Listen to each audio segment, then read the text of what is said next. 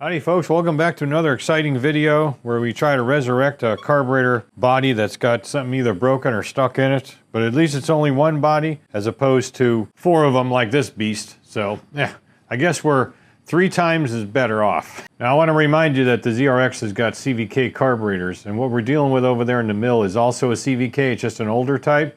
It does not have an air cut valve on the body. I'll put a picture up here what the bike looks like. I forgot what model it was, but it's definitely a Kawasaki. Like I said, it is a CVK. You can tell because it says CVK right there. That kind of gives it away. Now the problem with this is, and I mentioned that at the end of the video too on the ZRX video, if you haven't seen that one, the most recent one, is it's got a broke off, stuck slow jet down in this standoff. I think you can get a really good idea what it looks like down the bottom of that hole. And so that's what we're dealing with. There's a broke off top of the jet down there. I'm going to go over some detail on the jets and how you can use a good known jet to kind of figure things out. But we're going to get this set up, and we're going to be using some tooling I got from McMaster Car and some stuff that I got on hand. Not exactly sure what yet, because I'm still thinking about that as I go. But I did try the less invasive operations. I did a little tappy tap tap down in there very carefully with a precision Starrett drift. Then used a left-hand drill bit on this old chuck. Tried to get a purchase on, see if it would move after I heated it up. Absolutely no dice, there's no way. And the bottom of that hole, as you can see from this footage again, it does not look all that good. Like somebody's either tried that already or tried beating it out, or, you know, whatever tries were made on it. I don't know who did it. The viewer that sent this in, I don't believe he did that. I think, if I'm remembering this correctly, this is the way he found it. I think this is a bike that he's restoring or something. I don't remember, because I can't remember what I had for dinner last night. So we're going to give it the old college try, so to speak, and get this thing out. But most definitely it needs to be machined out. Still figuring out the order of operations and what the exact operations are going to be. So let me go get it trammed in, and we'll come back, show you some jets, show you how we can figure out the depth of things and things like that, because we certainly don't want to go down and do the Valkyrie thing and blow into the aluminum. Yeah, I see a teeny bit of aluminum. Whoops. And then I really scrapped it by blowing right through. Yeah, anyway, we'll get to that when we get to it. All right, folks, we're as set to go as we'll ever be on this one. I'm going to go over a couple things with you first. Naturally, you know, I trammed it in with the roto dial like I did on number 4 carb in that video 1 on the ZRX. I had a little trouble with this one. I tried to do it directly down onto the vise, just capturing the ends of that top intake area where the slide cap goes. But I ended up putting it on a parallel again. It took 2 thou of shims on one side. It's a little low over here, but that's just a feature of the way this thing was machined. Otherwise, I got it within a thou or 2. I'm happy with that. Then, you know, naturally with the pin, kind of line it up. And then I used the Starrett last word, and then the Brown & Sharp DTI to get it really close. That one's in half thou increments. 0 the DRO, so we're definitely dead straight over it. I actually did a couple of depths too with the Brown & Sharp. Down as far as it'll go and then up by the top. Averaged it out, so, you know, because there could be some features, surface irregularities I should say, and I wanted to make sure I wasn't indicating on one of those, so it's just kind of one of those things you got to do. And I'll remind you that picture I put up before as far as what's down inside there. You can kind of see a little of that center of the jet, and I think that's what it is at least. But it's a very irregular surface because the end of the jet is broken off. Here's a jet that the owner, or I should say the subscriber, viewer, sent me. This does not really look like a good jet, at least, because it's an unnumbered jet. Looks like an aftermarket. The threads are kind of weird when they come up to there. This feature on the top here, where that slot is, that's the part that's missing, and it's all irregular. I think what you're seeing in there is that hole, remnants of it, all smashed down from attempts to get this out, I think. And because it's so irregular, we need to kind of flatten that out. We need to straighten it out. Typically we do that with a end mill of some sort, which we'll get to here in a second. But that's the jet that he provided. Now what these are really are the N424s. That's a good jet right there. And I'll have to see if these actually fit, if we can get it out. But these are the ones that you typically would put in here. These in particular are 42s. but I'm just showing you for reference. All right, so when you're drilling into something like this, you got to know what you're drilling into. That's why I showed you the jet. That's only part of it. Now, luckily on Niche Cycle Supply, not all their jets, but most of them, they have a picture with measurements. And that's with this N424 right here. So you can see the very bottom, that part that's got the bleed holes in it. The smallest part is 2.5 mil diameter.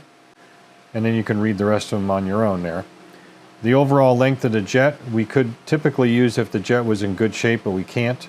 And that's in reference to figuring out where the bottom, the absolute drop dead part that we can go to as far as drilling or using an end mill, and that's it.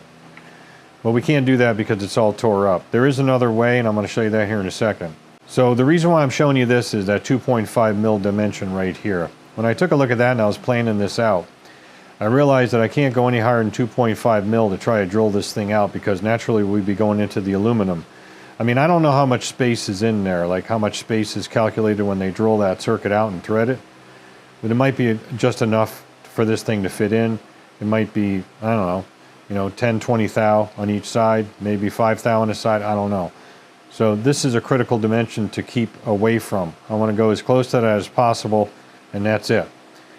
So what I've done here is I've ordered a sequence of high-speed steel left-hand drill bits from McMaster, labeled them in some styrofoam, and they go from 1.5 to 2.0, 1.7 in the middle, and there's a 2.3 millimeter carbide end mill. It's actually a ball end mill. I ordered that by mistake. I thought it was a regular flat-ended end mill, but then when I saw it, I said, you know what, this might actually work better. Because all we want to do is establish a dimple, or in this case a flat in there that's true to the surface, and we're going to do that with this end mill. Now just in a chuck, simply in a chuck, this thing will reach down and touch the top of that broken jet, and there's a pretty good amount of it sticking out. Not a lot. Should we have to go deeper with this, because it is a 3/32 end mill, right hand turn, it's not a left hand end mill, and it is 1/8 shank, just like the micro drills we used in the last job. And this calculates out to be 2.3 millimeters when you do the conversion. So that's just under the 2.5. That's why I spec'd it out that way. They didn't have any metric ones like this, so I just picked an imperial that would calculate over to just under 2.5 millimeters. We may end up having to go deeper in this with this, and then we have to figure out if we actually have the depth of the flutes, because they're only so long. And that's where we'll take a look at those measurements, and also with the jet, to see if we can see how far we can actually get down with that. We may not be able to get down all the way, but we may be able to get enough to core the crap out of this thing if we need to. My intention is to, number one, the first operation will be to go in there and try to establish a dead center purchase for these left-hand drill bits. Then we're going to start with the smallest one and go up to the 2 millimeter one, all the while making sure we don't go down too deep. Now, I don't think I showed it. I don't believe there's any clips of it, but you can shove a precision pin down in here and see it coming through when there's nothing blocking it down inside here. That is going to be our bottom reference, because that appears to be drilled parallel with the surface. It's not at an angle or anything. So I've selected a precision pin that's going to stick out the back. I'm just going to leave it there. It's not a perfect fit because there's a jet there, and the circuit that it's pressed into is slightly larger than that opening of the jet, but it'll give us a good reference. If we drill straight through and go into the aluminum too far, then this thing's going to be scrapped. I'm hoping that once we establish this and we start using the left-hand drill bits, and we can even go to the imperial ones that I have as well, as long as we mine that below 2.5 millimeter diameter, I'm hoping this thing's going to screw itself out. Or we can help it with something like a drill bit on a chuck and so forth. Now, speaking of chucks, this chuck here is a Jacobs that I bought from McMaster Car, because my old Craftsman one that I have a 1/2 inch shank on it was in pretty sad shape. So this is a 3/8 24 thread. Off camera I banged out a little arbor for it and trued it up by putting a precision pin in and putting it in the lathe, and I actually screwed up. I should have left it bigger than 1/2 inch, but I didn't. So I turned that down to 12 mil. So this is sitting in a 12 mil collet now. It's running pretty good. It's about 5 thousandths run out. It's the best I can get with the equipment. I explained that in the last video. If I had collet chucks, yada yada. we're going to do the best we can with it anyway. So I'm going to get set up here. We'll go ahead and we'll establish that and we'll start running drills through. But I just wanted to kind of show you the planning stages of something like this because we can't go straight through like we did with a broken tip of a pilot screw into that bore. Yeah, that's about as good as I can get you right now without the camera hitting the quill. So, but like I said, this is about as far as we can do stick out, and we still have a little bit. But again, all we're doing is trying to establish that center. Hopefully we can. So we're going to have to be real easy with it. I'm going to use the quill. I don't have a, somebody mentioned in a comment on that video where I drilled that out about a sensitive drill chuck. I've been looking at those. Unfortunately, I don't have one yet, but I'm going to get one eventually. Good ones are really expensive, so let's go ahead and select an RPM here.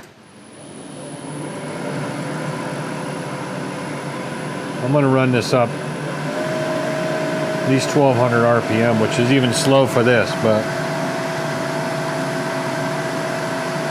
here we go.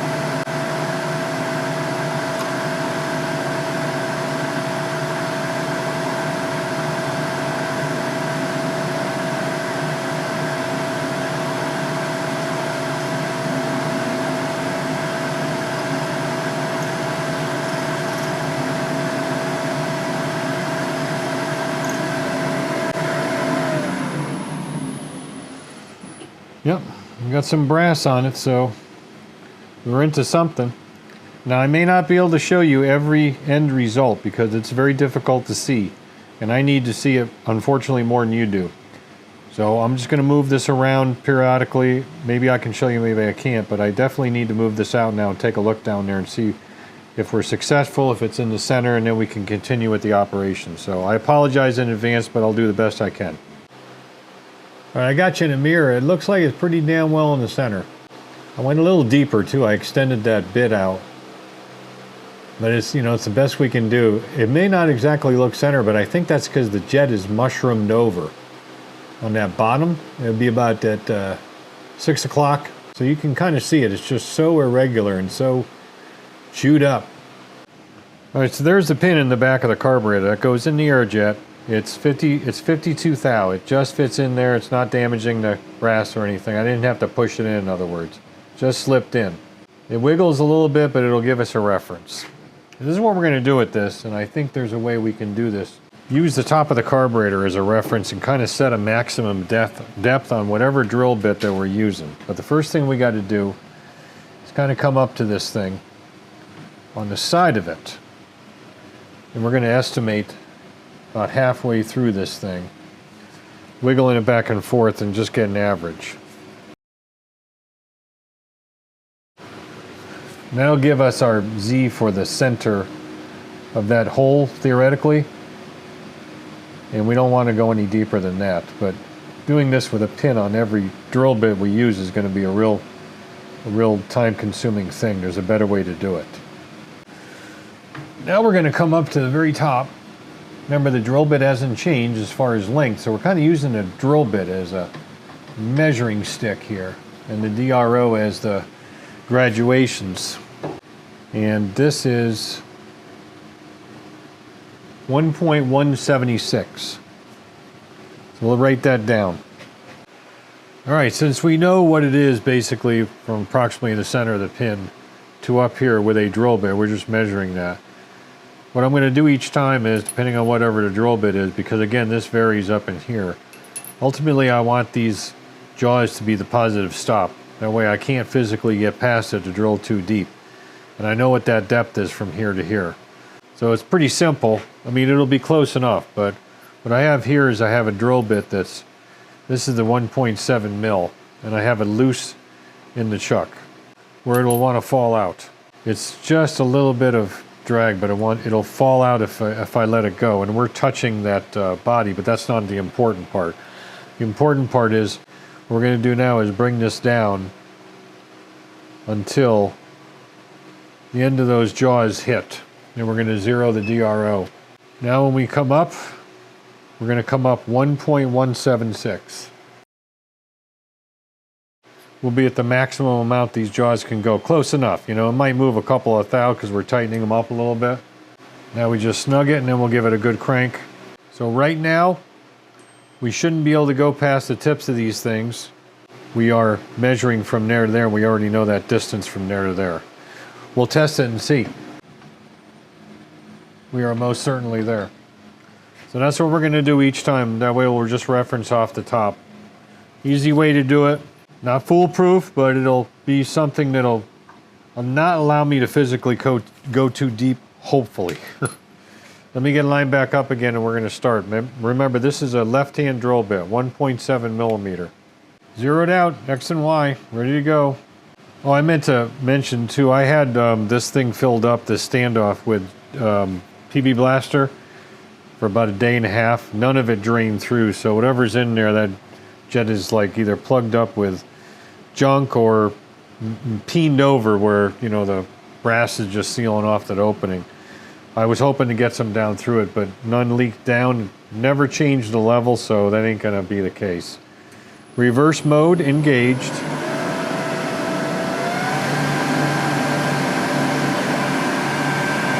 Here we go.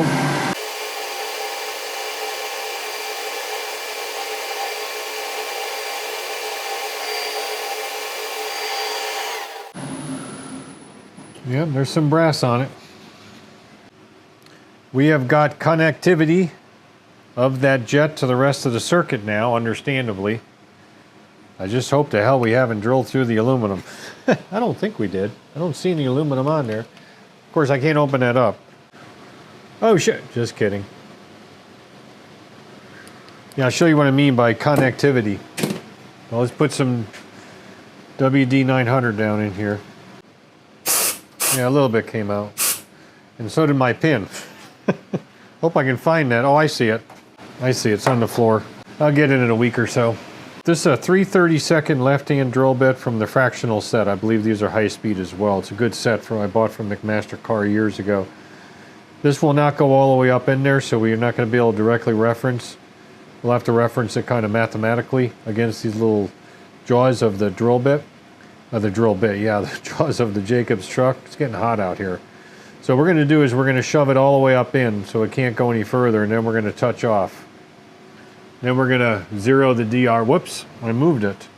Then we're going to zero the DRO.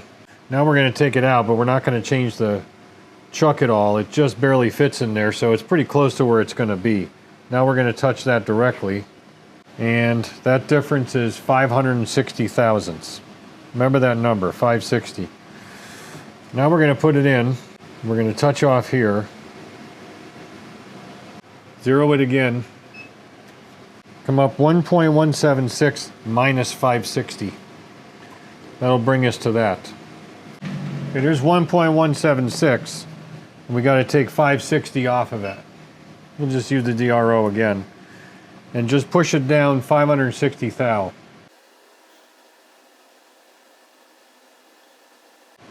And that's it.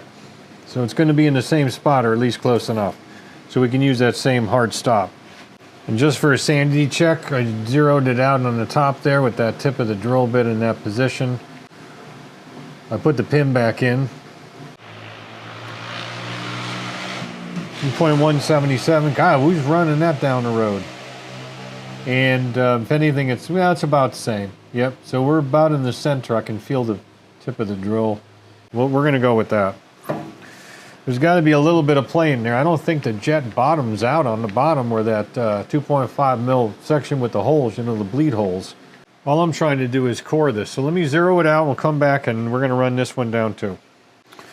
All right, 0, 0, as far as you know. And we are going to give it a shot. Again, left-hand drill bit.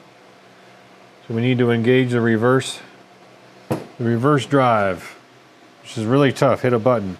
Here we go.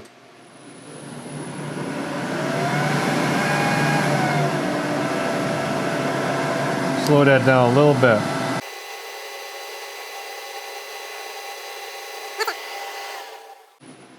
Okay, looks like we got some brass in there. Just taking this little bit at a time, sneaking up on it. All right, the rest of this is going to be 100% seat of the pants. I've gone to maximum length that I care to go because that's a 2.5 mil diameter. We're at 2.3 or an equivalent. So I'm not going to core that out anymore. This next section will be the next largest. Doesn't give the dimension of that. And it's a threaded section anyway. I would need the minor diameter, and I'm not sure what that is. I don't even know what these threads are, otherwise I could look them up. The other jet has a step in it, and that measures 130 thou. So I've got a 1/8, 125 left-hand drill bit, and we're going to peck at it a little bit at a slow RPM. See if we can get the drill bit to bite in, and maybe it'll start unscrewing it. And then we're going to have to start just keep going up and up and up, and then hopefully not go down too far, because there's just no way for me to tell without another carb body that's empty of any broken jets to how deep to go. So again, this is completely flying off the seat of your pants on this one. We got it cored out, and hopefully that bottom section, if it was stuck, is weaker. But I bet you on this one it's the threads. We're probably gonna have to go right up to the size of those threads. And without thread gauges or anything else or anything information on it, I just don't know. I'd have to make a uneducated guess as to what the minor diameter of that is, like a tap drill hole would be for those threads. So we're gonna slow this down, and we're gonna just kind of peck at it and see what happens. The drill is big enough where we shouldn't break it, but it might grab it. And remember, it's a left-hand drill bit, so we're running in reverse. Engaged.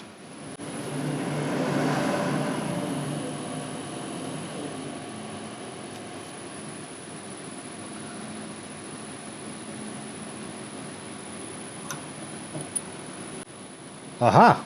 Aha! What do we have here? That guy, not the pin, that guy just came out, which is part of that jet. That's what I was hoping would happen. I'll go ahead and slide this out of the way and give you a look down inside. Or maybe I can do it with the mirror in this position. Hang on. All right, well, I see threads. They don't look bad. At the very bottom, you see the remnants of that bleed that we were coring out. So we cored it out enough where when we hit the top of it with that left-hander, this guy decided to extricate itself under duress, probably. Probably going to file a complaint with HR now. So let's hit it with some compressed air and see if the rest of that will come out. But not sure about the rest of that aluminum. It looks like it's a little tore up from probably a screwdriver. I don't know. And since the threads are out of the game right now, it looks like, as far as I hope they are. That side's definitely good. This side I'm not too sure about. We can just concentrate on that 2.5 mil. If I knew the size of that nominal hole down in there that thing fits into, we could just get really close to it with a bit, since we're zeroed and centered, and Bob's your uncle, get it out. But let's try some compressed air, see if it comes out. All right, I'm going to try to block off the holes in here.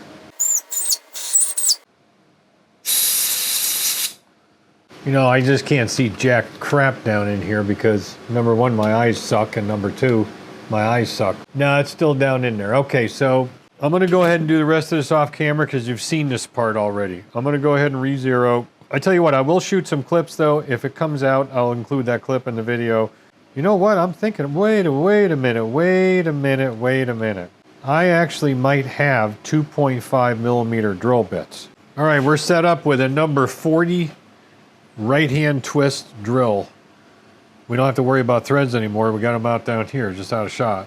And number 40 is 98 thou. 98 thou is an equivalent of 2.5 millimeters.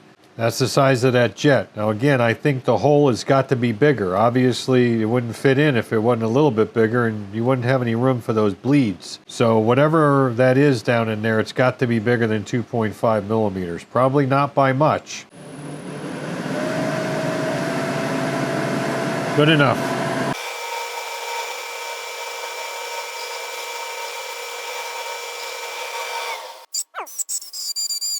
Back here, it looks like some chips flew out of there, unless my eyes are deceiving me, which certainly could happen. I think my maximum depth estimation is too shy. I'm not going deep enough. We put this drill bit in.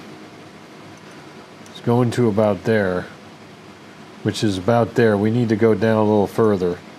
Unfortunately, I just don't know the actual depth of that, you know. All right, dudes and dudettes, we have achieved nirvana.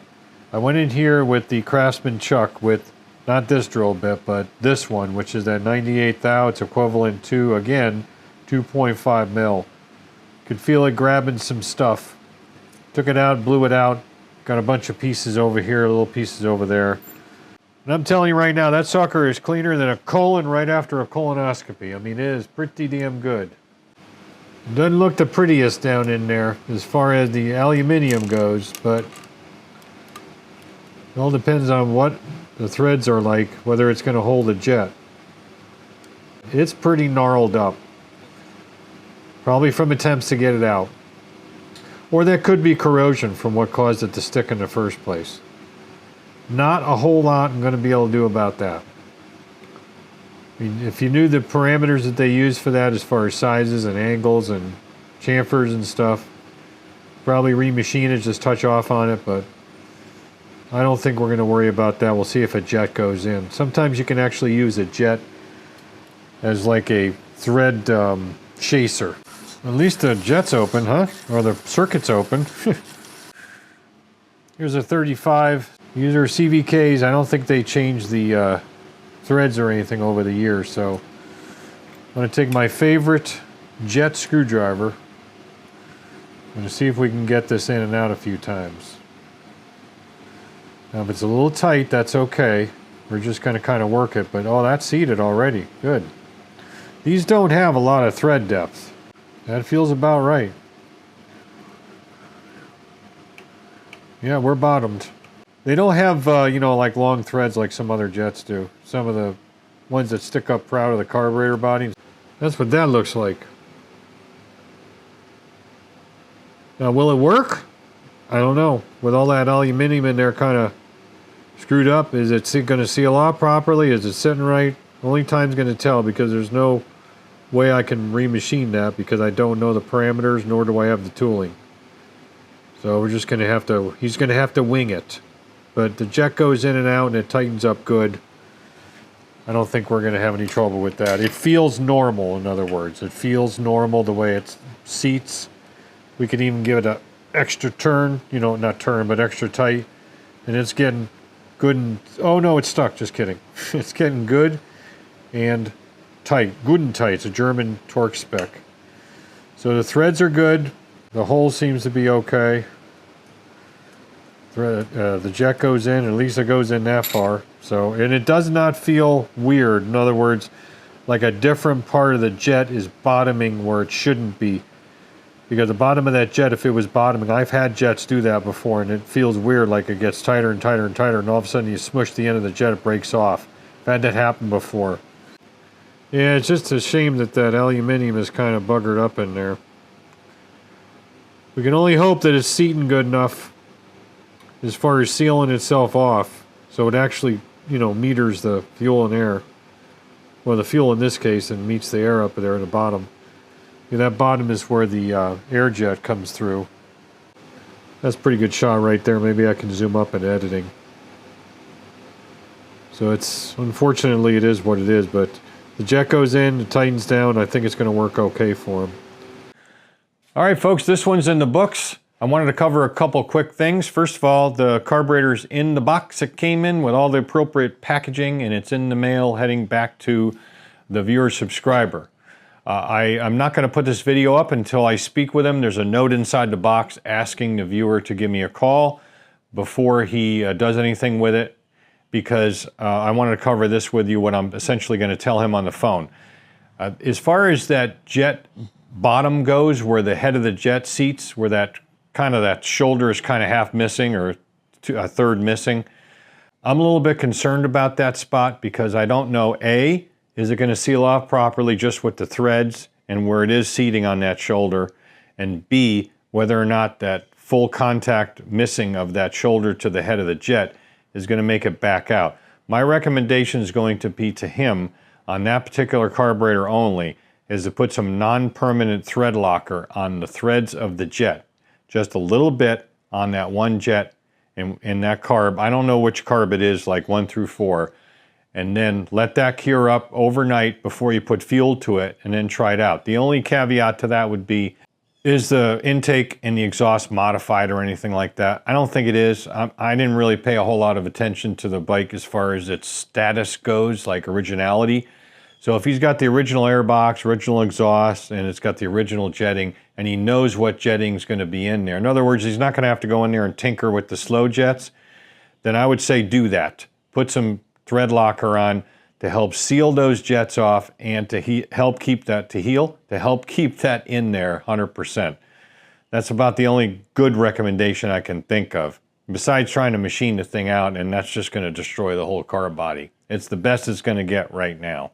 A couple of questions you might have is, can you do it freehand with a drill? You might be able to.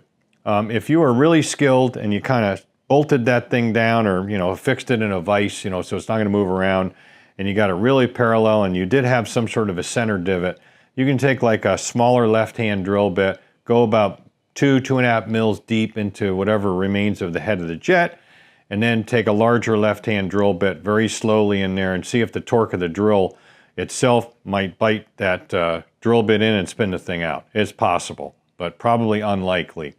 Could you do it in a drill press? Absolutely. The only problem is most drill presses don't have reverse. Maybe the higher end ones do, or if you do a 3-phase motor conversion, you can buy a small 3-phase motor, like a 1/3 of a horse or a 1/2 horse, typical to these drill presses like my Grizzly over there. Put a VFD on it and have reverse. You could do it with something like that, no problem. You would certainly have to tram in the table to make sure that it's perpendicular to the spindle. That way the work, in this case carburetor, that bore is parallel with the spindle. You'd have to clamp it down. Even using a pin would probably be close enough. You wouldn't necessarily need an indicator to indicate the hole like I did here. And then go down in with drill bits, sequentially like I did, using the reverse or the new reverse function, as the case may be, on your drill press. Sure, you could. I prefer to use more higher precision. This round column mill is certainly not the most precise thing on the planet, but it works really good for this kind of stuff. So that's why I wanted to cover in the outro. I'll put my contact information after this outro and my email, so if you want to get a hold of me, you can. And we're getting close to 10K subscribers, so once we break that threshold, we'll come up with something we can do for a subscriber giveaway. I don't really have anything right now, but you know what? Maybe we'll give this away. Not. No way. All right, so if you have any comments, questions, put them in the comments section. Email me with that email. Whatever you want to do, it's fine. I try my best to read the comments and respond to them, but a lot of times life gets in the way and I can't quite get to them when I want to get to them. So just be patient and I will respond. I respond to emails much faster because I'm on email multiple times a day. So email is really the best way to get a hold of me. Well, thanks for watching as always. Stick around, like, share, subscribe, and you get notified when I put more crap up. And as always, don't just repair, restore. We'll catch you on next video.